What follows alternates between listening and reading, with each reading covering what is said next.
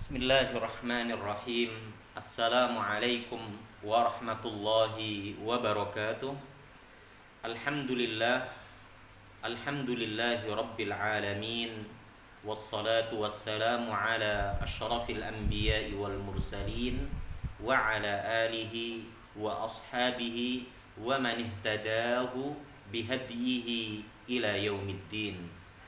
Amma ba'du, saudaraku, saudariku seiman yang semoga senantiasa mendapatkan limpahan rahmat keberkahan dari Allah Azza wa Jalla. Pada kesempatan yang berbahagia ini, insya Allah kita akan kembali melanjutkan pembelajaran kita, yaitu mempelajari kaidah-kaidah ilmu an-nahwi, di mana pada pertemuan sebelumnya kita telah menyelesaikan pembahasan alamatu raf'il ismi, tanda-tanda rafa'nya isim, dan yang kedua kita telah mempelajari alamatu nasbil ismi, tanda-tanda nasabnya isim. Seperti yang telah kita ketahui bersama, ya, masing-masing dari i'rabul ism, ya, pasti ada penandanya.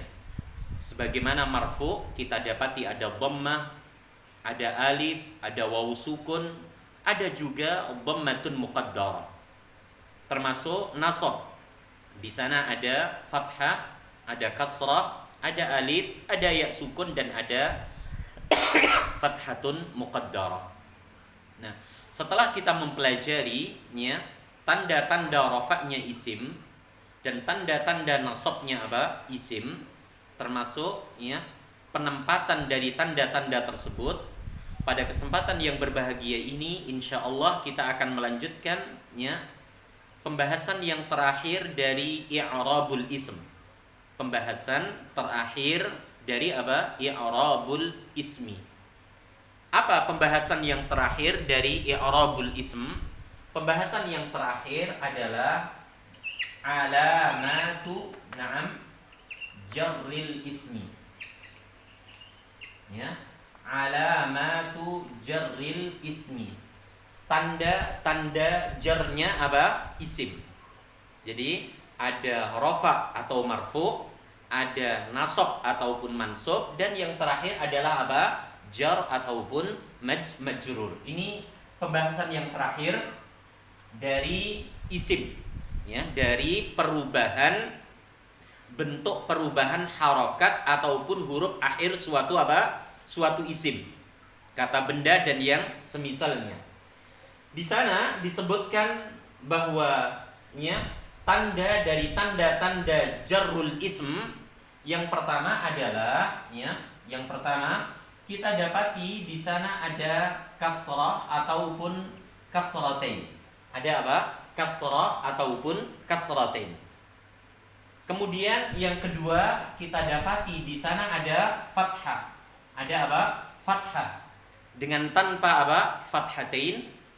Kemudian yang ketiga, ya, kita dapati di sana ada al-ya, ya, ada ya, dan yang terakhir adalah di sana ada kasratun, gitu ya, muqaddaratun.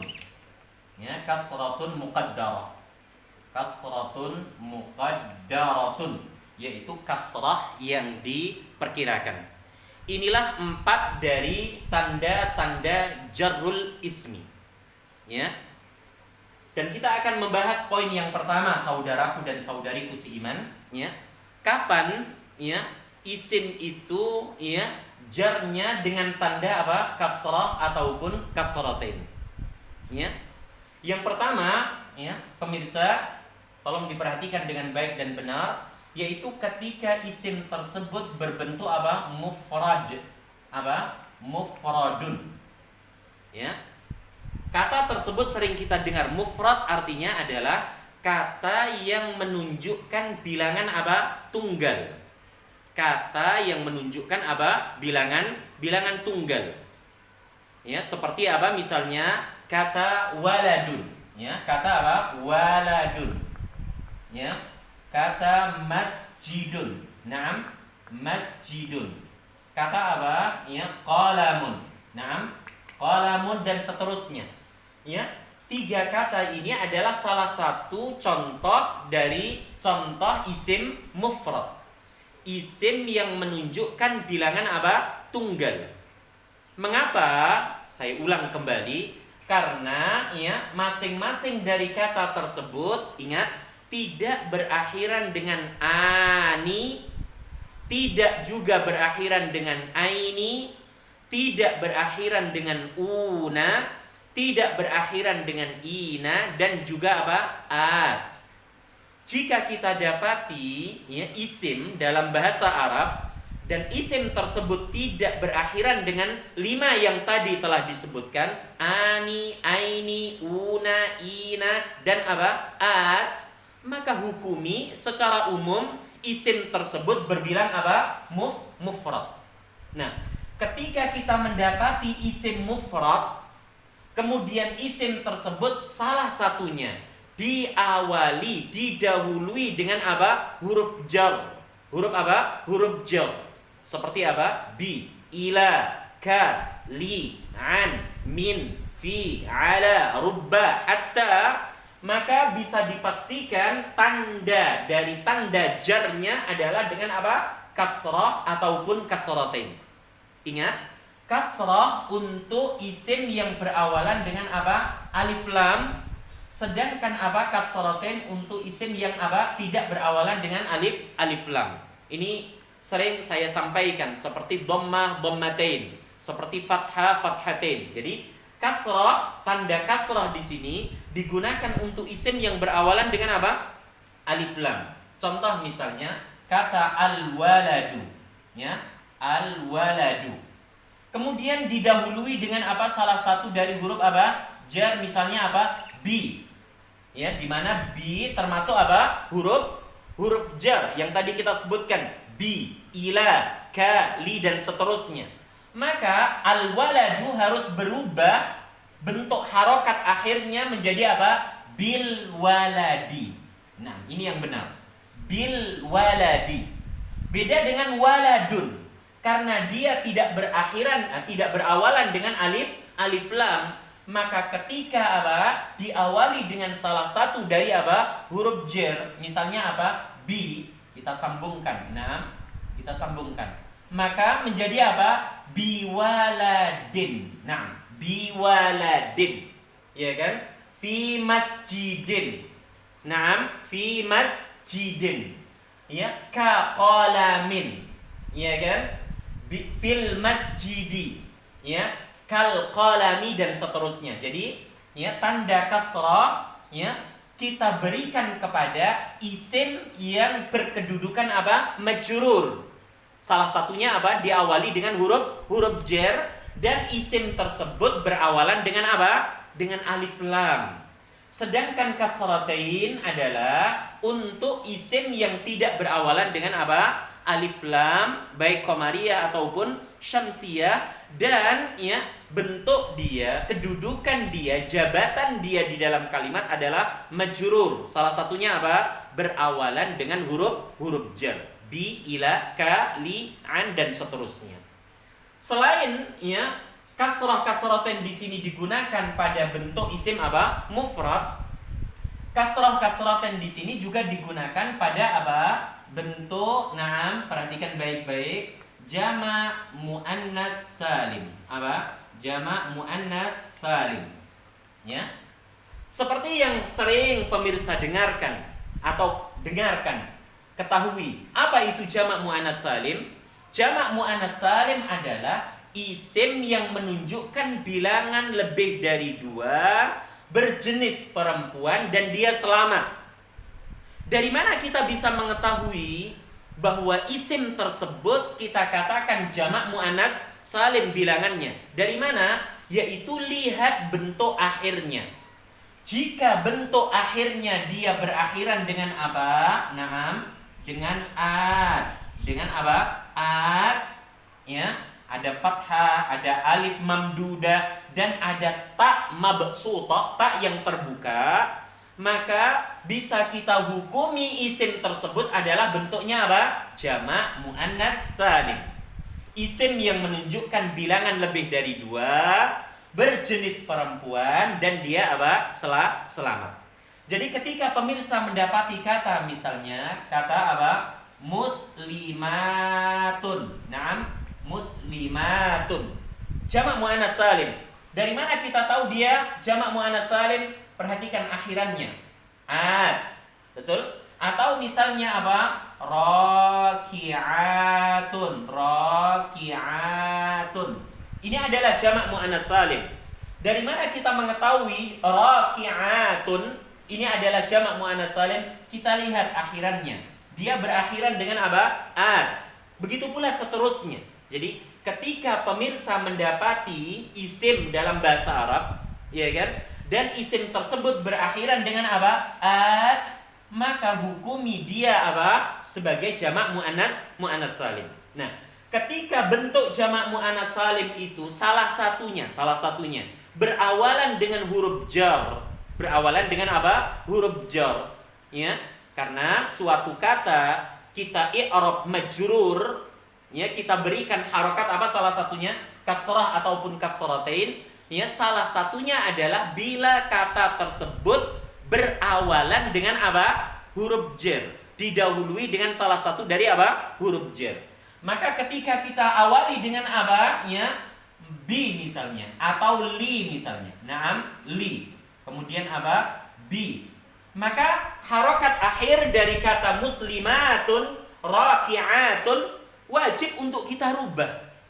Wajib untuk kita apa? Rubah. Tidak boleh apa? Li muslimatun. Ya, salah besar.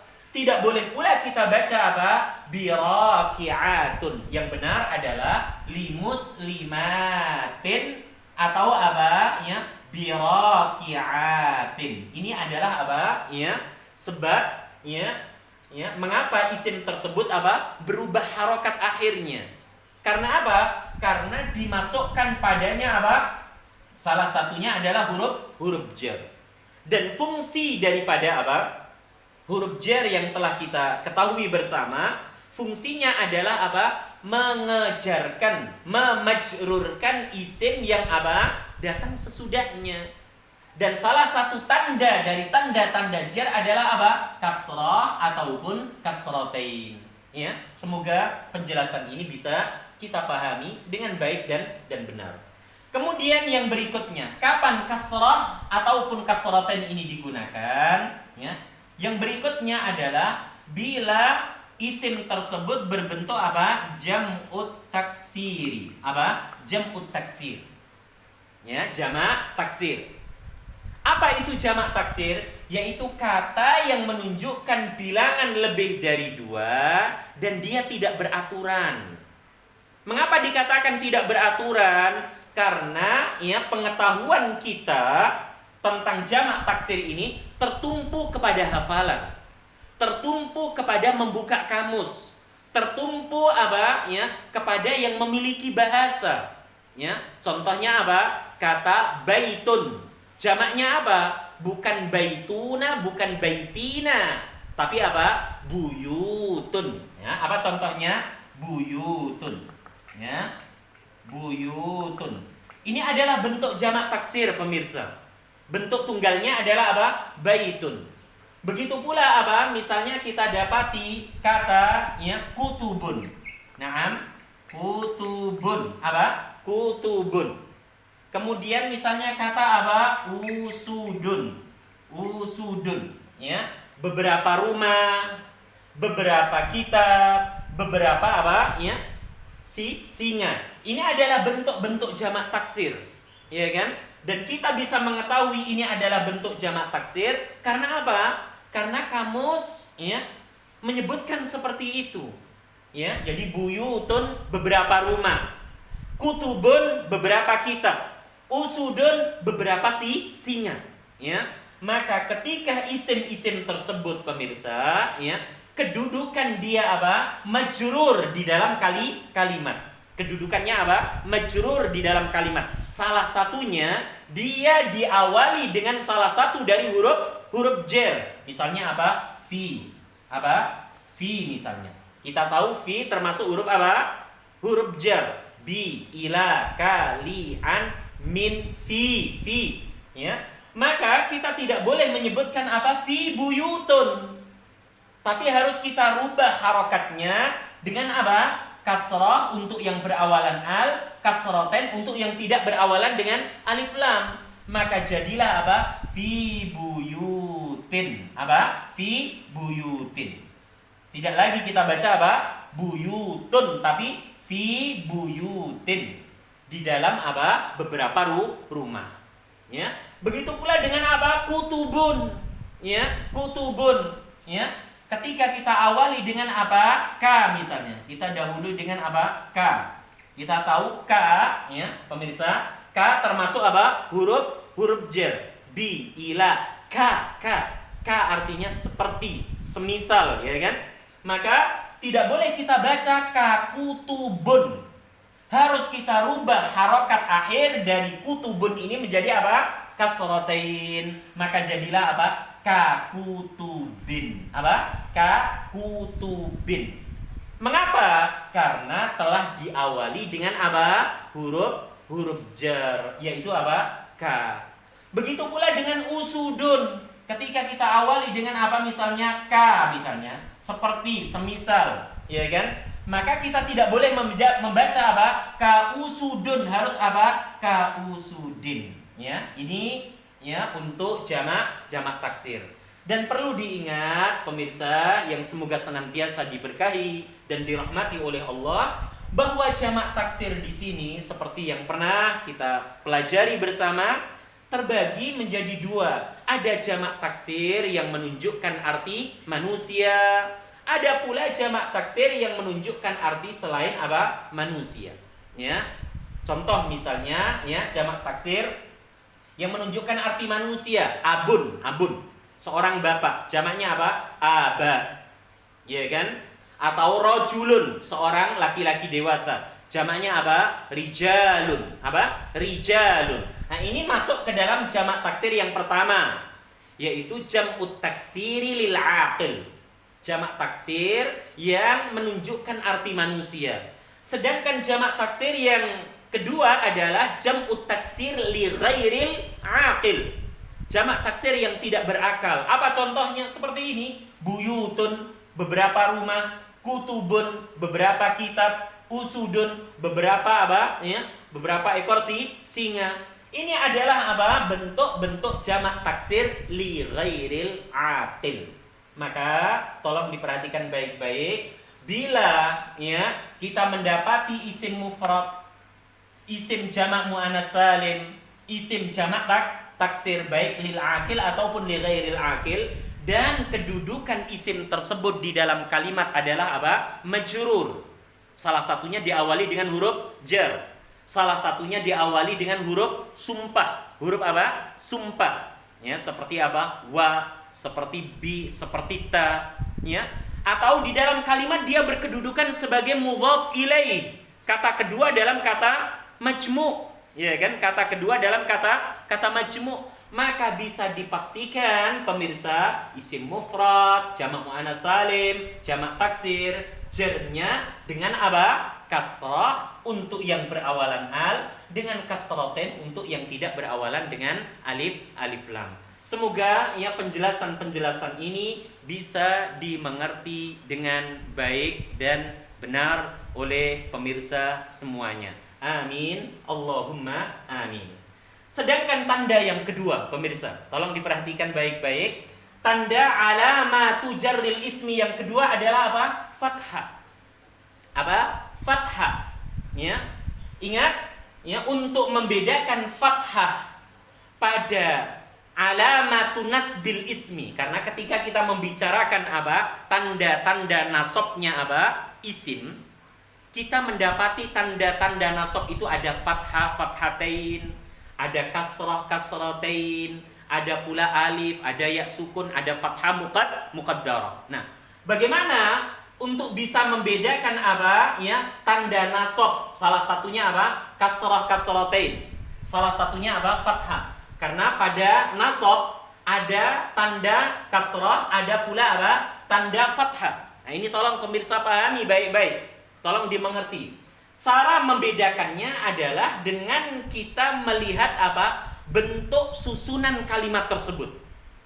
Jika kalimat tersebut, ya kan, mengharuskan dia kedudukannya apa? Nasab. Seperti diawali dengan apa? Inna, apa? Inna, ataupun apa? Anna. Atau dia sebagai apa? Objek dalam sebuah kalimat. Objek artinya apa? Sasaran dari pekerjaan subjek. Kemudian kata tersebut apa? Berakhiran dengan kasrah ataupun kasratain. Contoh misalnya, tolong diperhatikan baik-baik pemirsa. Saya menuliskan seperti ini. Inna apa? Nah. Muslimatin. Oke. Inna apa? Muslimatin.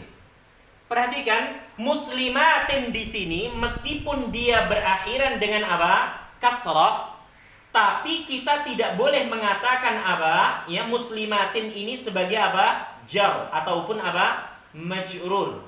Tidak diperkenankan pemirsa. Apa alasannya? Ingat, karena muslimatin di sini diawali dengan apa? Inna. Apa? Inna. Di mana inna ini adalah huruf yang sudah sering saya sampaikan. Huruf ini berfungsi untuk menjadikan isim sesudahnya apa? Nasab, bukan apa? Bukan jar. Maka inna muslimatin. Muslimatin i'rabnya adalah apa? Nasab. I'rabnya apa? Nasab ataupun apa? Mansub. Tanda nasabnya dengan apa? Dengan kasratain. Alasannya apa? Berawalan dengan inna, dia bentuknya jamak muannas salim. Nanti bisa dilihat kembali ya di pembahasan yang sudah kita bahas. Tapi kalau misalnya apa? Kata muslimatin, perhatikan di sini. Perhatikan di sini pemirsa, diawali dengan li muslimatin. Di sini ada muslimatin, di sini juga ada muslimatin. Bagaimana membedakan? Oh, dia nasab, oh dia jar. Lihat kata yang mendahului apa? Kata tersebut. Karena yang mendahului di sini adalah inna, di mana inna, anna, la'alla, laita dan seterusnya adalah kata yang menjadikan kata sesudahnya itu nasab ataupun mansub. Maka inna muslimatin i'rabnya enggak boleh dikatakan jar ataupun majrur. La yajuz. Tapi kita katakan apa? Muslimatin, ya, yaitu apa? I'rabnya nasab ataupun mansub. Beda dengan ini, li muslimatin, muslimatin, karena dia diawali dengan li. Li adalah salah satu dari apa? Kumpulan huruf-huruf yang bisa apa? Mengejarkan isim sesudahnya. Maka muslimatin kita katakan i'rabnya apa? Jar ataupun apa pemirsa? Majrur. Tanda jarnya dengan apa? Kasratain. Alasannya apa? Diawali dengan li dan dia berbentuk jamak muannas salim. Ini yang harus kita pahami ya. Kita mampu membedakan dengan baik dan benar tentang tanda nasab kasrah kasratain, begitu pula tanda nasab apa? Fathah. Nah, di sini ya untuk tanda jar yang kedua ya pemirsa, tanda jar yang kedua kita dapati ada apa? Ada fathah. Oke, saya hapus dulu.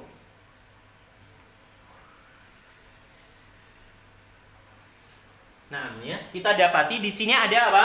Ada fathah. Mungkin ada yang bertanya, Ustaz, mengapa tidak disebutkan juga apa? Fathatain. Mengapa tidak disebutkan apa? Fathatain. Ingat ya, karena ini digunakan hanya untuk apa? Satu tempat. Apa satu tempat itu? Ismul ladzi na'am la yansarifu. Ya, masih ingat ya pemirsa? Ismul ladzi la yansarif ya adalah isim-isim yang tidak diperbolehkan ya berakhiran dengan tanwin. Saya ulang ya, ismul ladzi la yansarifu adalah isim-isim yang tidak diperkenankan berakhiran dengan apa? Tanwin. Dia hanya diperbolehkan dengan dua syakl saja. Dia hanya diperbolehkan dengan apa? Dua harokat saja. Harokat yang pertama adalah apa? Dhammah. Ingat, dhammah. Dan harokat yang kedua adalah apa? Fathah. Ya, tidak ada yang ketiganya. Jadi yang pertama dhammah Dan yang kedua adalah apa? Fathah. Nah, perhatikan baik-baik, untuk dhammah digunakan di saat ismul ladzi la yansharif, kedudukannya, jabatannya apa? Rafa ataupun marfu.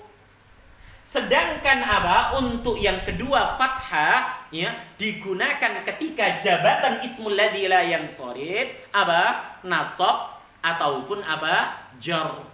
Ingat, nasab ataupun jar.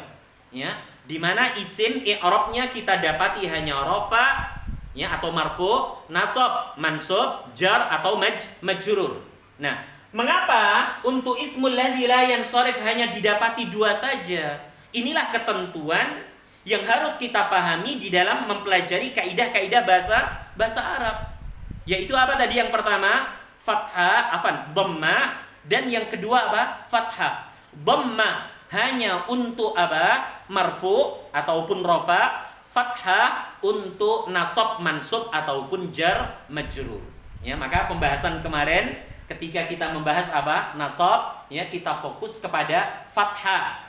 Ya, ingat fathah ya juga digunakan pada ismul ladzi la yansharif. Nah, bentuk-bentuk ismul ladzi la yansharif seperti yang telah kita apa?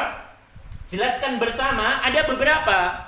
Yaitu apa? Salah satunya isim yang menunjukkan bilangan jamak dan dia berpola apa? Mafa'il ataupun fawa'il. Ada mafatih, ada masajid, ya, ada pula nama laki-laki yang berakhiran dengan alif nun, Utsman, Farhan. Ada pula apa? Nama perempuan seperti Hamzah, ya, perempuan penulisannya digunakan oleh laki-laki. Ada Fatimah, ya, ada pula apa? Ya Aisyah, Khadijah. Ada pula apa? Nama non Arab seperti Yakub, seperti Idris. Nah, ketika pemirsa mendapati bentuk-bentuk ismul ladzi la yansharif yang tadi telah disebutkan, apa salah satunya? Bentuk jamak yang berpola mafa'il ataupun fawa'il. Mafatih. Maka ketika mafatih, ya kata mafatih, ya pemirsa, mafatih, ketika diawali dengan apa? Bi, pemirsa tidak boleh apa? Memberikan harokat pada huruf yang terakhir ini dengan apa? Bi mafatihin ataupun bi mafatihi. Ini salah, tidak diperbolehkan. Yang benar adalah bimafatiha. Apa? Bimafatiha. Begitu pula kata apa? Misalnya masajid. Apa? Masajid. Kita dapati kata masajid ini misalnya diawali dengan apa? Fi. Fi. Di mana fi adalah huruf yang bisa memajrurkan. Tapi ingat pemirsa, kita tidak boleh membaca dengan apa? Fi masajidin. Tidak diperbolehkan. Kita juga tidak boleh membaca fi masajidi. Kedua-duanya salah. Yang benar adalah fi masajida. Apa? Fi masajida. Ini yang benar. Bi mafatiha fi masajida. Mengapa? Karena mafatih, masajid termasuk ismul ladzi la yansharif. Isim-isim yang menolak untuk apa? Diberikan akhiran tanwin dan menolak apa? Berharokat dengan apa? Kasrah. Ya, maka ketika majrur dengan apa? Dengan fathah. Semoga penjelasan ini bisa dimengerti dengan baik dan benar. Wassallallahu ala nabiyyina Muhammad walhamdulillahi rabbil alamin.